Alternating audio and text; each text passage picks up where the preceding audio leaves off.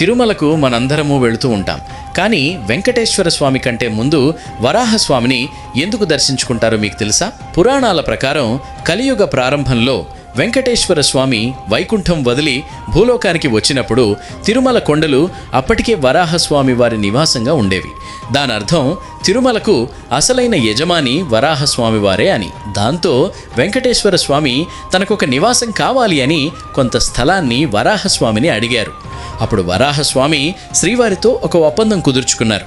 అదేంటంటే, నేను నీకు స్థలాన్ని ఇస్తాను, కానీ ఇక్కడికి వచ్చే భక్తులు మొదట నన్ను దర్శించుకోవాలి, నీకిచ్చే నైవేద్యంలో మొదటి భాగం నాకే చెందాలి అని కోరుతారు. అది విన్న వెంకటేశ్వర స్వామి చిరునవ్వుతో అంగీకరించి వరాహస్వామికి మొదటి దర్శనం మరియు మొదటి నైవేద్యం దక్కుతాయి అని చెప్తాడు.